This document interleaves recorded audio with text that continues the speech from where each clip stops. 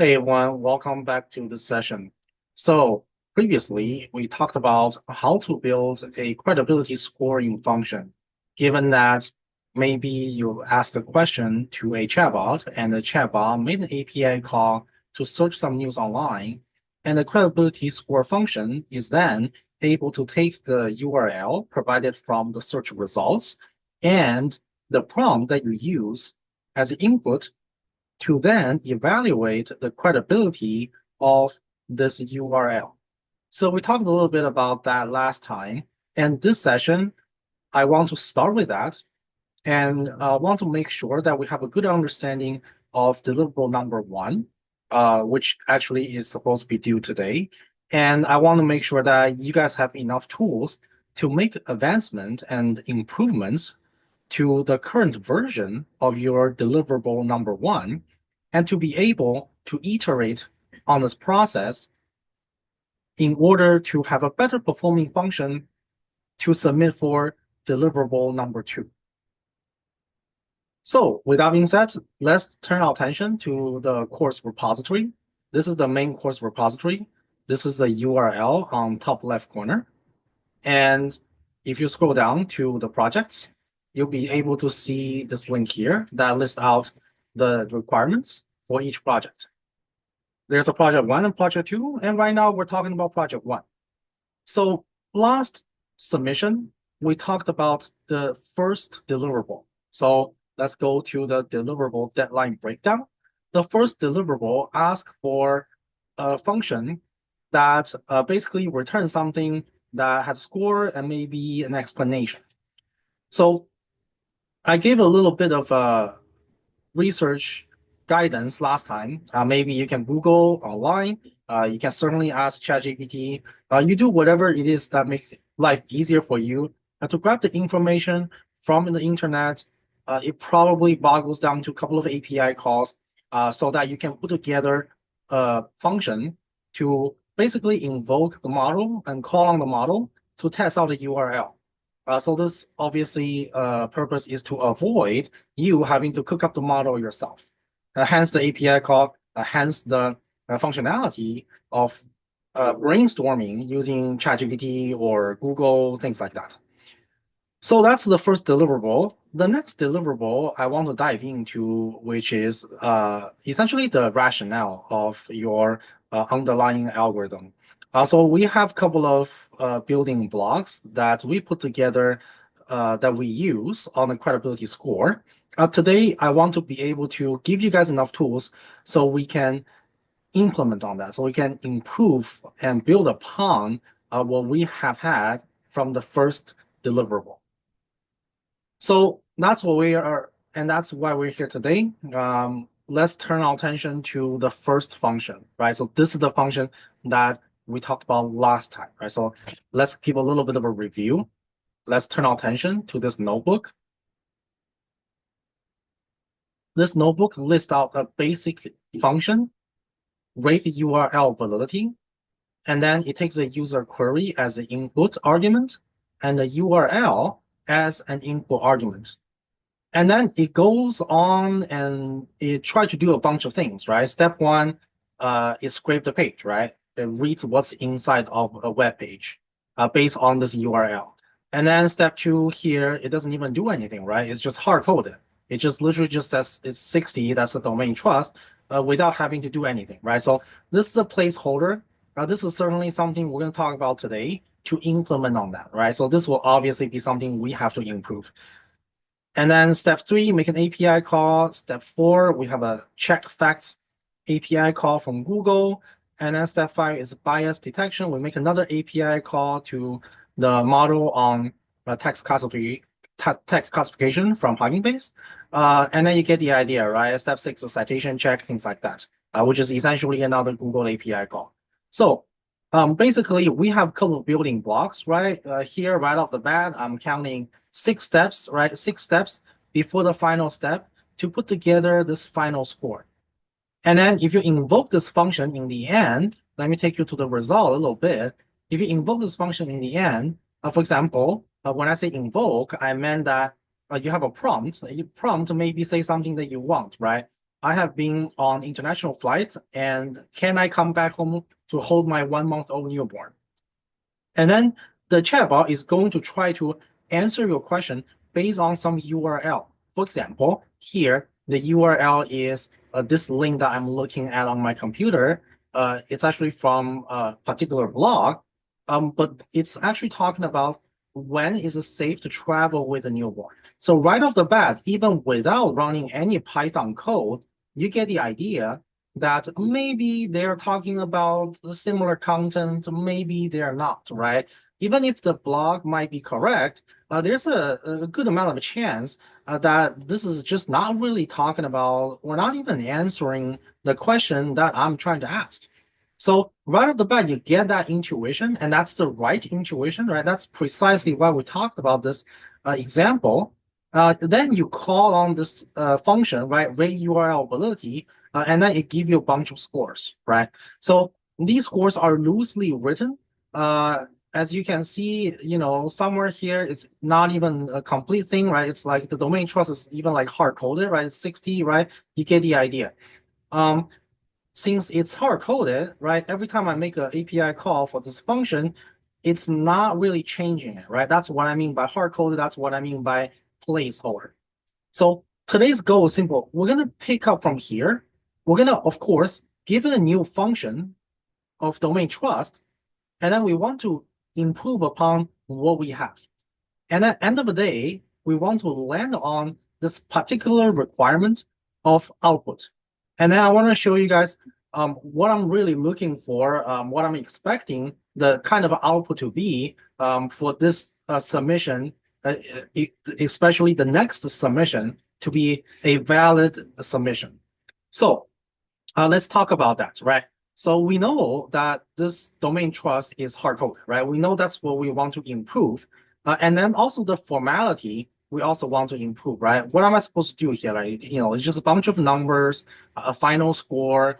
This probably doesn't mean much, right? Is 29 good or bad, right? A lot of these kind of raise a incomplete a flag to me, right? Maybe it's not a bad function, but it's just not being completed, right? So if you get that sensibility, then you're on the right track, right? So if you see this result, you're like, hey, this is good to go for now, but I kind of want a bit more from this, right? So if you get that sense out of this, right, if that's your gut feeling, then I will say you have your a light bulb moment, right? That's the light bulb moment that we're looking for, right?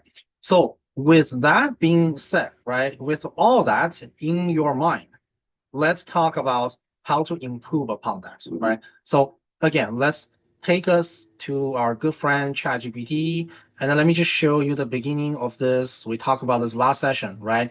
I am brainstorming with ChatGPT, right? I'm not doing much here, right? Literally, I just said, what are some famous algorithm to rate the validity of a chunk of string, right? Literally, I just start from there. I'm not even talking about the question. I'm not even talking about any website, any URL, things like that. It gave me a bunch of topics to allow me to have some keywords here and there, just, really keep up on the first name basis. I'm not really digging into the math of any of this, right?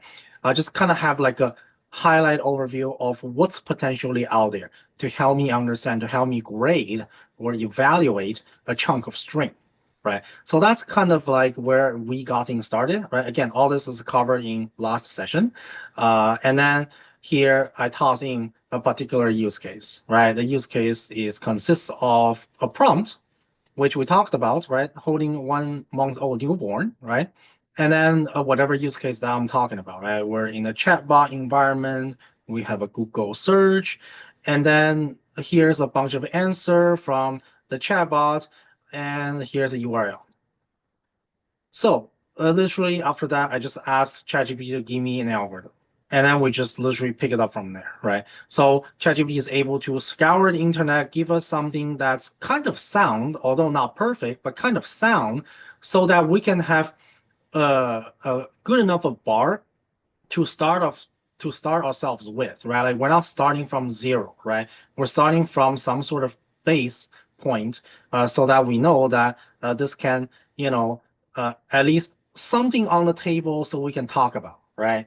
we're not starting from blank, right? We're starting from a whatever formula that ChatGPT cooked up that's based on internet data that we know it's not completely true, but at least we have some base to talk about. So that's where we are. And then today I want to take you guys to the place where I want to implement the new functionality. So this is what I did. I continue the conversation. I tossed the entire script in there and I said this part, and I copy paste the part that I want to improve in my prompt. And I said it is just a placeholder and not implemented yet. Can you suggest some API to implement this? Maybe a model from Hugging Face. Great. So that's all I need to have ChatGPT to start thinking about what's a good code to replace step number 2, domain authority check. Certainly, Moz API is part of it, but does that mean I have to open another account with Moz API and then I have to, pay the monthly subscription to have access to their API? Doesn't mean all of that, right? Maybe it does, and if that's the case, maybe I don't want to go through all that trouble, right? But certainly, those are the good questions that we have to think about when we're trying to implement this code. And that's what ChatGPT is here for, right? It gave us that API template so that we can make a judgment call, which direction do we want to go? So let's take a look at the answer. Okay, so in terms of this score and this score, there isn't really a direct model, right? But here are a couple of ideas, right? Number one, Moz API. Here's a code to implement that. Right off the bat, you see that, okay, it needs ID and key.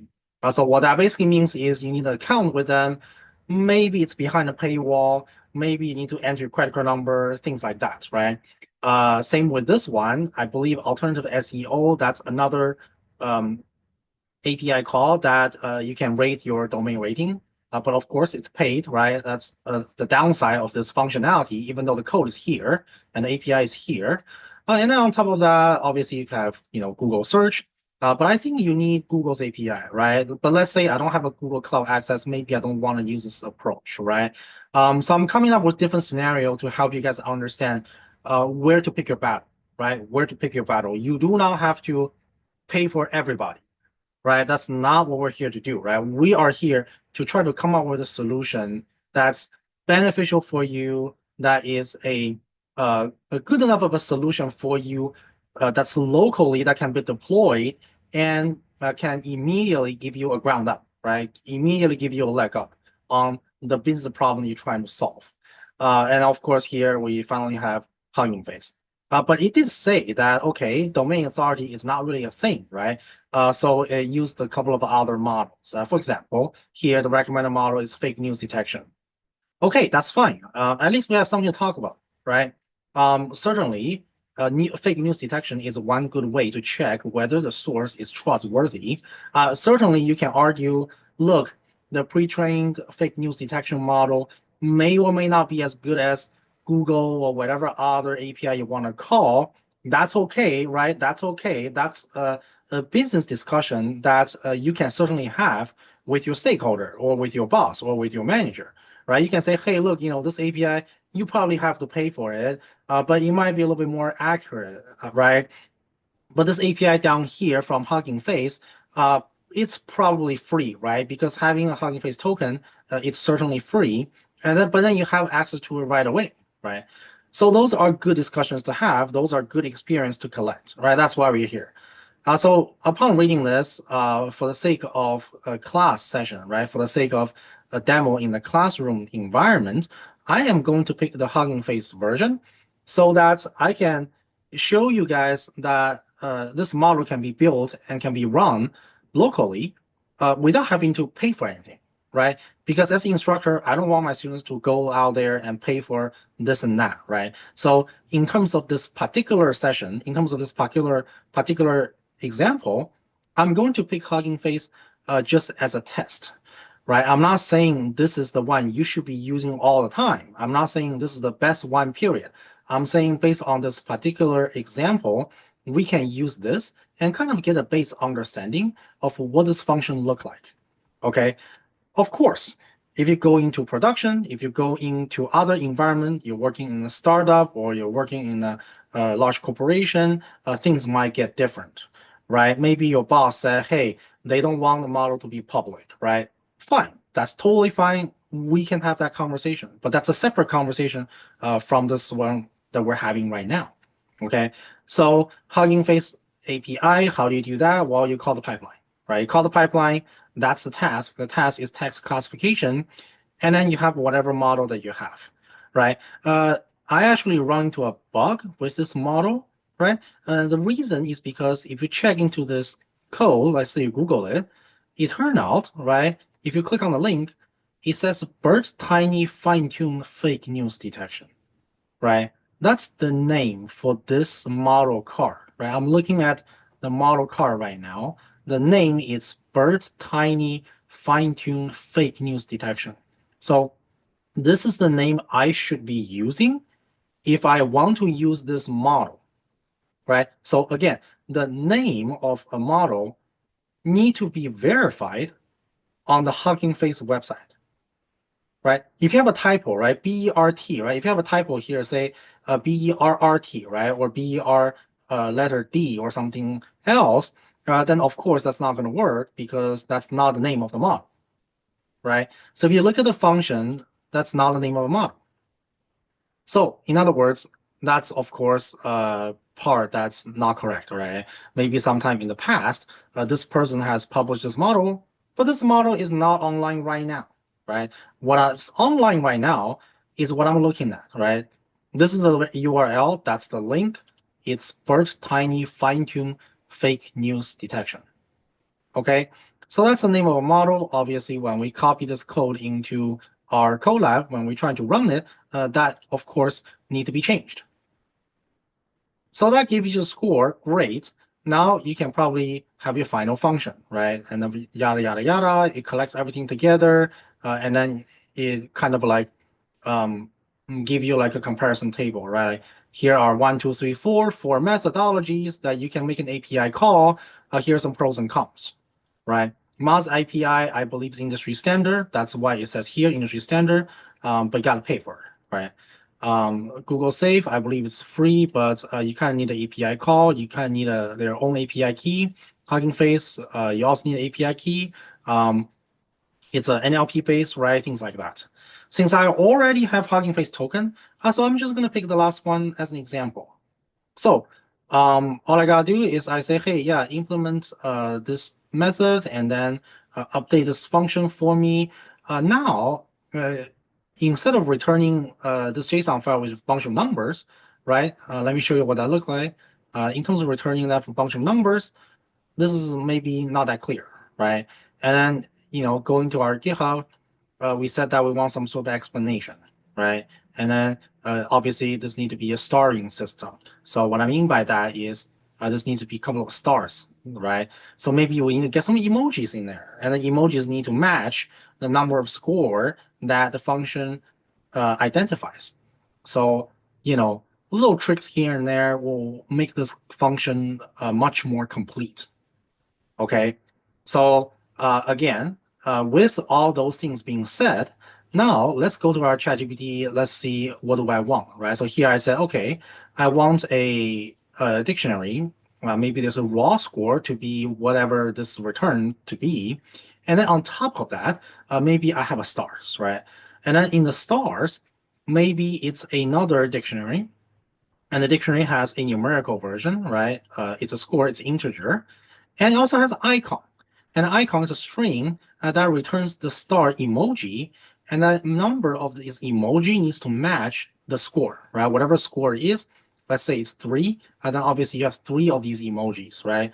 If emoji is a star, then you have 3 stars, right? You get the idea. So obviously all that can be implemented. You do a string concatenation, and then it will give you the emojis together. Last but not least, you want to have some sort of explanation, right?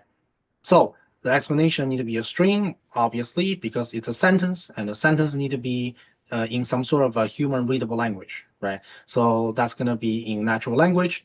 And then the explanation should hopefully explain what I'm reading up here, right? So humans don't really have to go through all these numbers or whatever final validity score, right? Humans can probably just look at the star and look at the explanation and hopefully be done with it, right?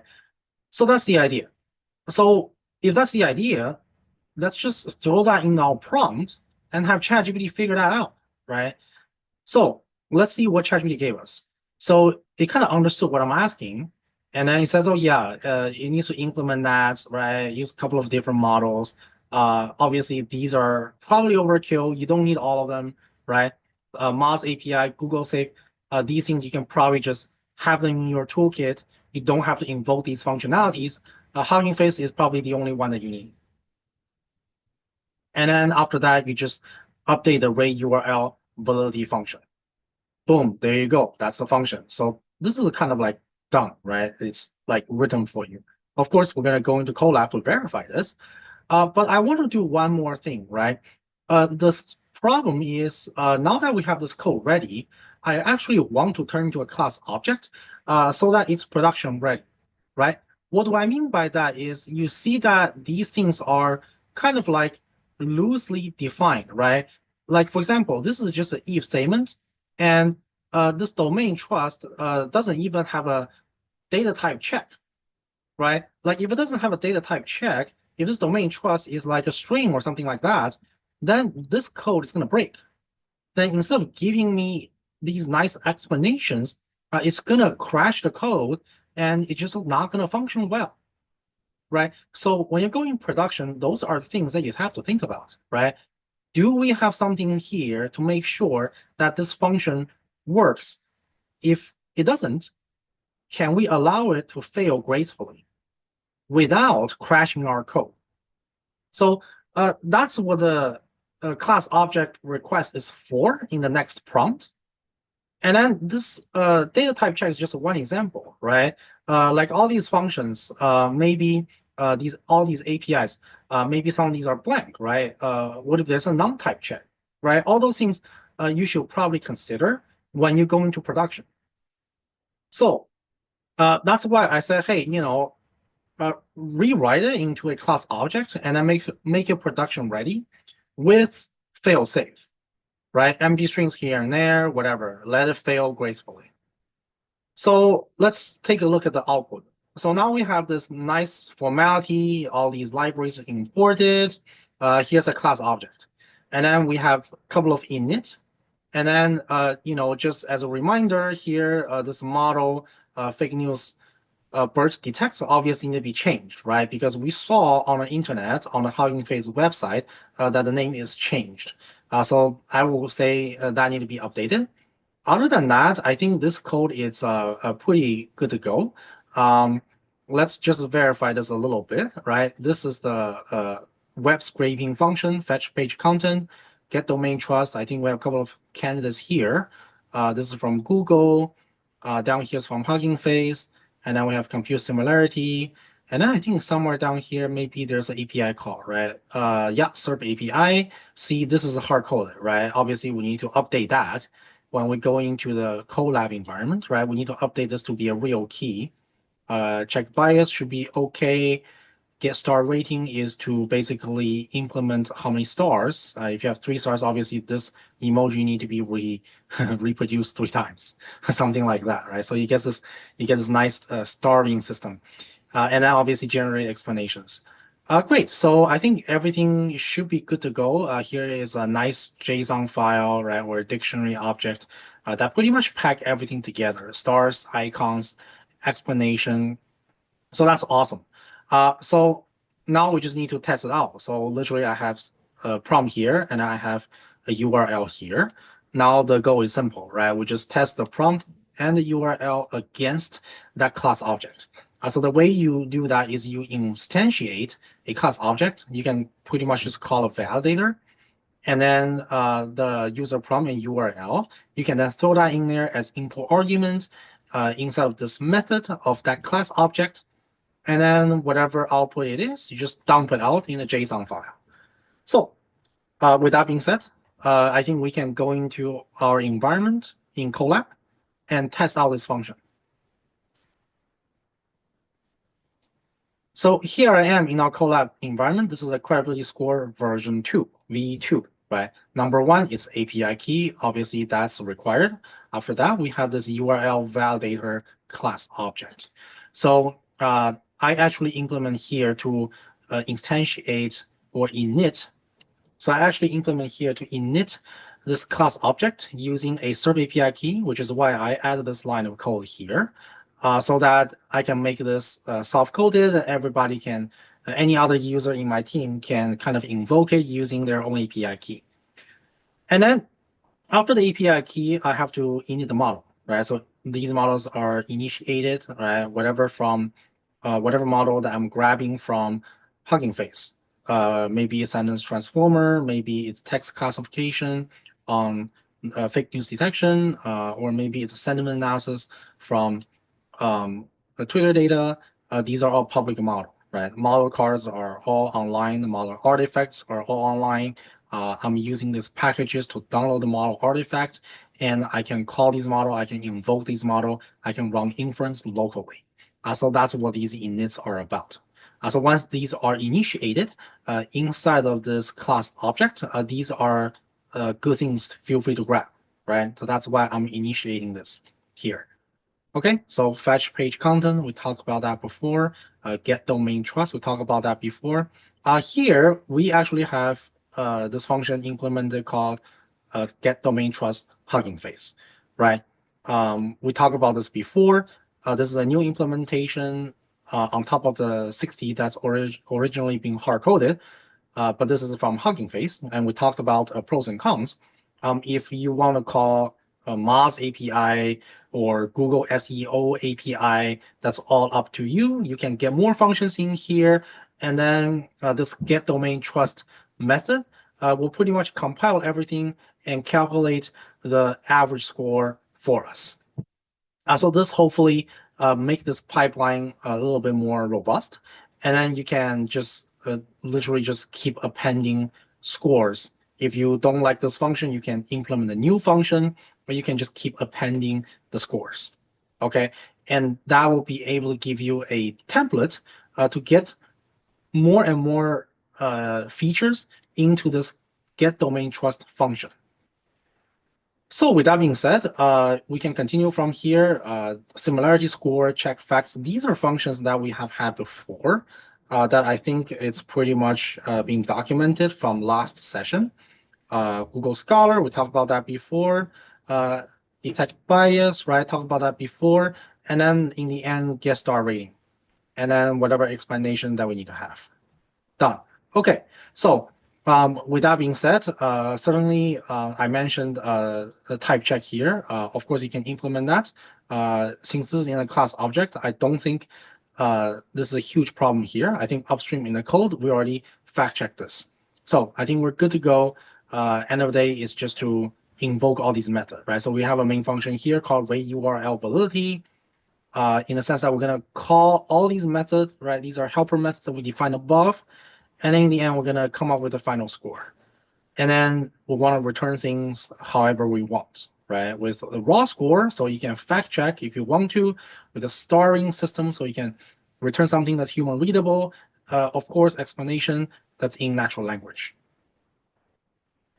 So with all that being said, now I can run this function, and then I can run the following. And as you can see here, the user prompt is what we talked about before. I like to use the same example for a couple of different scenarios. Again, I am on the international flight. I'm not traveling with the kid, right? Like I'm trying to come back home to hug my newborn, right? I'm not traveling with the newborn. So this URL here probably is not related to what I'm talking about, right? So this function should not give me 5 stars, right? If you give me 5 out of 5 stars, probably something's wrong, right? So that's the intuition here. So let's take a look. Domain trust, okay, it's not 60 anymore. It's no longer hard-coded. It's just 50 now. Not that relevant. We're talking about 66. Maybe it's related to the topic, but not that relevant. Fact checking is 50, not that high of a score. Bias, it's 30, probably not a whole lot of relationship there. Citation is literally 0, right? it kind of makes sense. This is a blog, right? This is a blog. This is not a paper, right? It's not an academic paper written by some professor, right? It's not that. It's just literally just a blog. So I'm not surprised that this is 0, right? End of the day, it's 47. So that's the rationale behind the algorithm. And now that this algorithm is improved, I'm hoping that this rationale makes sense to every single one of you. So since now we have a score, we want to test out the starring system, right? Here, maybe it's just 2 score, right? Or 2 stars. And then you want to have this icon twice. And that's it, right? That's pretty much it. And then the explanation is, hey, maybe there's a potential bias, not a whole lot of citations. That's why this is just 2 star. So there you go. You get a pretty good update of this function by doing what I just talked about. In a nutshell, let's sum it up. First, we start with identifying the problem. What exactly is the problem here? What exactly are we trying to achieve? Well, number one, we talked about the old version, the old function here. We have things that we don't like. For example, this 60 is a placeholder. It's not being implemented. There's no API call being called here. There's no model artifact here. We want to improve that. That's number one. Number two, this return, it's pretty ugly, right? There's no explanation. There's no stars. I don't really have any idea what you're talking about. It's just kind of like a bunch of numbers. I then have to digest a little bit myself, right? Too much work. I want to be able to return something that the user can unpack using natural language. So whatever it's required, if it's a star, if it's an icon, if it's a sentence, to help me understand what's going on. So with that being said, that's the problem we're trying to solve. That's what we're trying to achieve here, to improve this function based on these 2 particular spots. Then we brainstorm with ChatGPT, right? We go through these examples. It gave us this nice class object that's production ready. Great. Let's not stop there, right? Because ChatGPT might hallucinate. ChatGPT might give us something wrong. In this case, it did give us something wrong, right? The original model, it's gone. It's now called Bird Tiny Fine-Tuned Fake News Detection. It's not called the Bird Tiny News Detection model, right? The name is changed. So that's something that we humans have to do the work to update the function. And that's totally fine. You should be able to do that. So you update the function, you save the class object, right? You instantiate it here, and then you just run an example. Boom, there you go. Now you have this kind of output. So great. Hopefully, in this part of this session, we gave you a couple of tools to help you iterate on deliverable 1. And then hopefully, everyone can take the tools from this video and implement on their deliverable 2. Now, of course, just as an iteration, please feel free to use your own imagination. Please feel free to use your own understanding or your own creativity to come up with new iterations to improve upon what you have. You do not have to take every single line of code from the tutorial on the video recording, right? What I'm talking about here is just to give you guys an idea. If you have no way to go, if you have just completely lost, right? I don't want you to, waste 5 hours staring at a computer screen, scratching your head, worrying about things, right? The content in this video are all yours, right? Feel free to grab the code, feel free to grab the content, feel free to grab these examples, right? Feel free to grab these things just to showcase that you've thought about this and that all of these make sense to you, right? That you can probably pull it together, you can probably pull this off. If you've gone through tutorials online or if you've gone through other web pages that you read, you can pull together the resources. You can pull together the code, the solution, right? Watching my video, it's the same thing, right? You can take everything from my video, anything you want, right? You can take nothing, that's up to you. You can take everything, that's also up to you, and put together a solution that you want, right? It can be literally copy paste if you want to. That's perfectly fine. Or you can use your own imagination. That's also fine. As long as you show some sort of improvement, some sort of thought process, then we are good to go, right? So that's it for the first session. And then in the last few minutes to wrap up this first part of this session, I want to make sure that you have a good format to submit this code, right? So you go to your repo, this is the test repo, and then you go to the main page of that repo, click on this green button, and then just click on your code spaces. In this case, it's called Music Robot for me. For you, you're gonna have to click on whatever branch it is that you created for yourself. If you have not created any, just click on this plus button. You'll be able to create a code space. So I'm going to click on this, and then it's going to launch a VS Code Online on the cloud so that I can copy paste the class object into the GitHub, into the VS Code, and commit it and then push onto the cloud so that I can get ready for my submission. So I am going to let this load, and then all I gotta do is go to my Colab that I just tested, and I know that I've ran this successfully because here's the output. Then I can just come on here to the first cell, literally just copy paste everything, right? So, I'm grabbing this entire thing, copy. Great. Now I can create a deliverable number 2, right? So new file, I'm going to call it deliverable2.py, and then it's going to give me a blank .py script, okay? So I am just going to copy paste the entire class object here, save. As you can see, this is a class object, right? API key. Obviously, this need to be add a comment. You can kind of say, hey, this API key is acquired from Surf API website, something like that. If you just say that, I know where to go, right? I can take it from there. I can verify your code because I can make my own API key created from whatever website that you tell me to go. Then that would be a good comment for me to know that you've done your work, okay? And then, I mean, all this you can just copy paste here, right? And then you can pretty much just submit it, but if you don't feel safe, you can also create a run script, right? Because this is just a class object, it has not been executed, it has not been invoked. So certainly you can create a run script. The way to do that is you go to your code, and then you can just copy this, and then you go to your folder, project 1, and then you can say test run v2. It's a Python script. You can just say from deliverable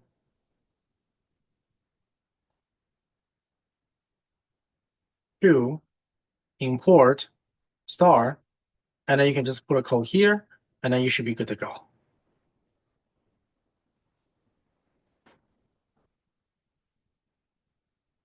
Okay, so this at least tells me that you understood what's going on, right?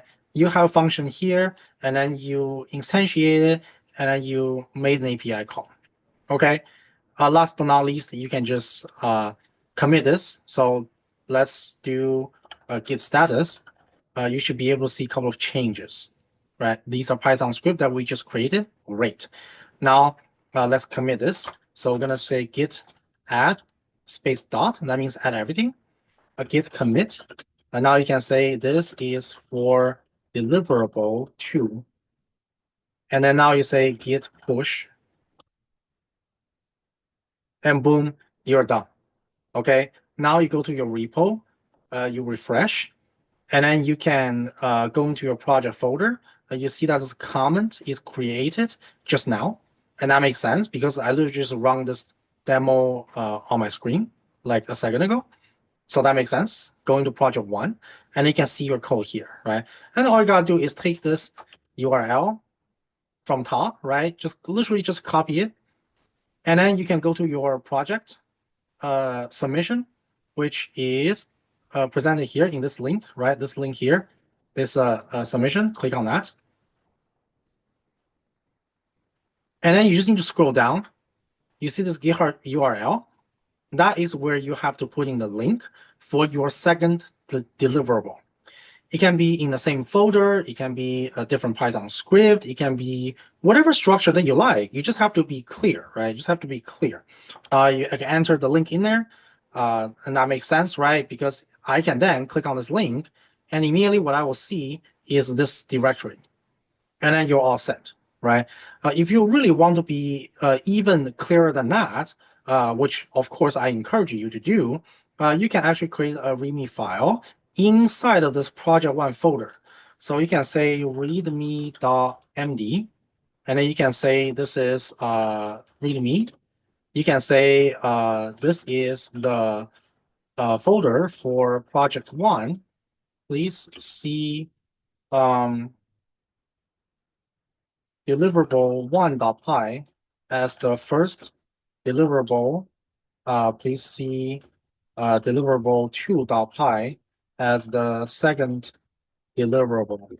The test run v2.py is for the second deliverable.